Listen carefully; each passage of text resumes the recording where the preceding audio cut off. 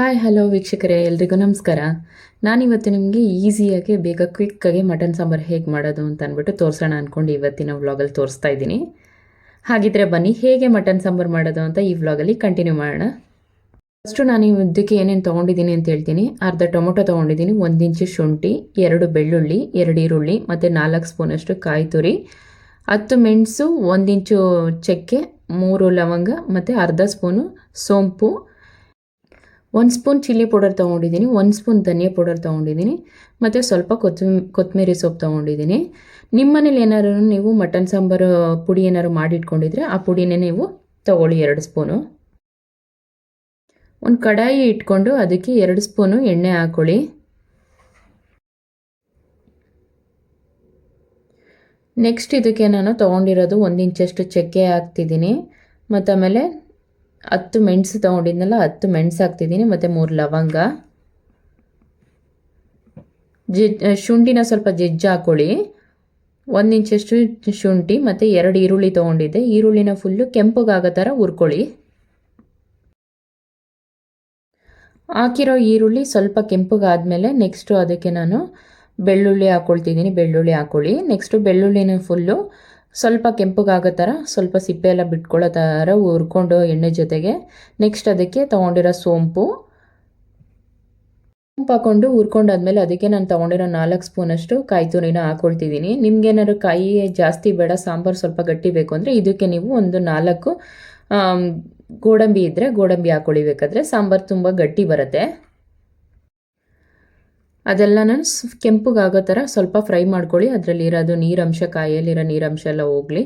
ಅದಕ್ಕೇ ನೀವು ತೊಗೊಂಡಿರೋ ಪುಡಿಗಳನ್ನ ಹಾಕ್ಕೊಂಡು ಮಿಕ್ಸ್ ಮಾಡಿ ಅದನ್ನು ಮತ್ತು ಅದ್ರ ಜೊತೆಗೆ ನೀವು ತೊಗೊಂಡಿರೋ ಕೊತ್ತಂಬರಿ ಸೊಪ್ಪು ಕೂಡ ಅದ್ರ ಜೊತೆಗೆ ಹಾಕಿ ಮಿಕ್ಸ್ ಮಾಡಿ. ನಾನು ಆವಾಗಲೇ ಹೇಳಿರೋ ಹಾಗೆ ನಿಮ್ಮ ಮನೇಲಿ ಏನಾದರೂ ನೀವು ಮಟನ್ ಸಾಂಬಾರು ಪುಡಿ ಮಾಡಿ ಇಟ್ಕೊಂಡಿದ್ರೆ ಅದನ್ನೇ 2 ಸ್ಪೂನ್ ಹಾಕ್ಕೊಳ್ಳಿ. ಈ ಥರ ಬೇರೆ ಬೇರೆ ಪೌಡರ್ ಹಾಕೊಳ್ಳೋ ಅವಶ್ಯಕತೆ ನಿಮಗಿರಲ್ಲ. ಈ ಥರ ಮಸಾಲೆನ ಹುರ್ಕೊಂಡು ಮಾಡೋದ್ರಿಂದ ನಿಮಗೆ ಸಾಂಬಾರು ಸ್ಮೆಲ್ಲು ತುಂಬ ಚೆನ್ನಾಗಿರುತ್ತೆ ಮತ್ತು ಅದು ಸ್ಮೆಲ್ಲು ಘಮ ಘಮ ಅನ್ನತ್ತೆ ಮತ್ತು ಅದ್ರ ರುಚಿನೂ ಕೂಡ ಒಂದು 10ರಷ್ಟು ತುಂಬ ಹೆಚ್ಚಾಗಿರುತ್ತೆ.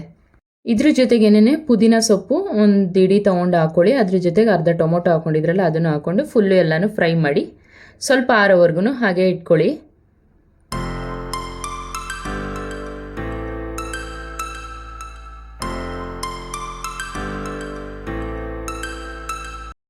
ಮಸಾಲೆ ತಣ್ಣಗಾದ್ಮೇಲೆ ಅದನ್ನು ಮಿಕ್ಸಿಗೆ ಹಾಕ್ಕೊಂಡು ರುಬ್ಕೊಳ್ಳಿ. ನುಣ್ಣಗೆ ನೈಸ್ಗೆ ರುಬ್ಕೊಳ್ಳಿ ಅದನ್ನು.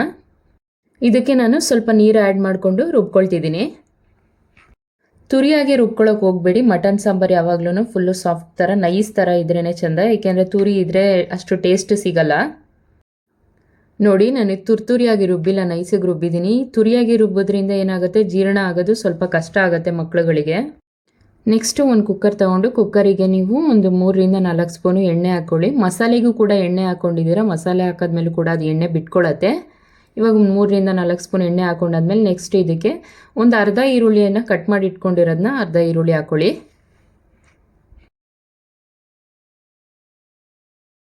ನೆಕ್ಸ್ಟ್ ನಾನು ಇದಕ್ಕೆ ಮಟನ್ ಹಾಕ್ಕೊಳ್ತಿದ್ದೀನಿ. ಮಟನ್ ಹಾಕ್ಕೊಂಡು ಸ್ವಲ್ಪ ಅದು ಮಟನಲ್ಲಿರೋ ನೀರಂಶ ಎಲ್ಲ ಬಿಟ್ಕೊಳ್ಳೋವರೆಗೂ ಚೆನ್ನಾಗಿ ಅದನ್ನು ಉರಿಬೇಕು. ಸ್ವಲ್ಪ ಉಪ್ಪು ಹಾಕ್ಕೊಳ್ಳಿ, ರುಚಿಗೆ ಸ್ವಲ್ಪ ಉಪ್ಪು ಹಾಕ್ಕೊಳ್ಳಿ. ನೆಕ್ಸ್ಟ್ ಆಮೇಲೆ ಮಸಾಲೆ ಹಾಕಾದ್ಮೇಲೆ ನೀವು ಅದಕ್ಕೆ ಸ್ವಲ್ಪ ಉಪ್ಪು ಹಾಕೊಳ್ಳೋರಂತೆ. ಇದು ಎಳೆ ಮಾಂಸ ಆಗಿರೋದ್ರಿಂದ ನಾನು ಕುಕ್ಕರಲ್ಲಿ ಹಾಕ್ಬಿಟ್ಟು ನಾನು ಸ್ಟಾರ್ಟಿಂಗಲ್ಲೇ ಮಾಡ್ತಿದ್ದೀನಿ.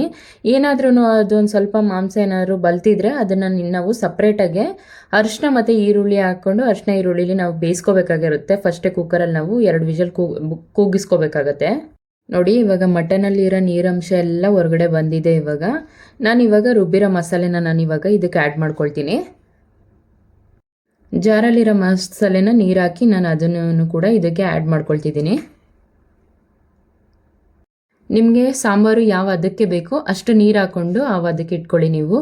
ನೋಡಿ, ಇವಾಗ ಸ್ವಲ್ಪ ಉಪ್ಪು ಹಾಕ್ತಿದ್ದೀನಿ. ಆವಾಗಲೇ ಮಟನ್ ಬೇಯಬೇಕಾದ್ರೆ ಉಪ್ಪು ಹಾಕಿದ್ದೆ, ಇವಾಗ ಸ್ವಲ್ಪ ಉಪ್ಪು ಹಾಕ್ಕೊಳ್ತಿದ್ದೀನಿ. ಇದನ್ನು ನಾನು ಅರಿಶಿನ ಈರುಳ್ಳಿ ಕೂಗಿಸ್ಕೊಂಡಿಲ್ಲ ಅಲ್ವಾ, ಅದಕ್ಕೆ ನಾನು ಇದನ್ನು ಇವಾಗ 3 ವಿಷಲ್ ಕೂಗಿಸ್ಕೊಳ್ತಿದ್ದೀನಿ.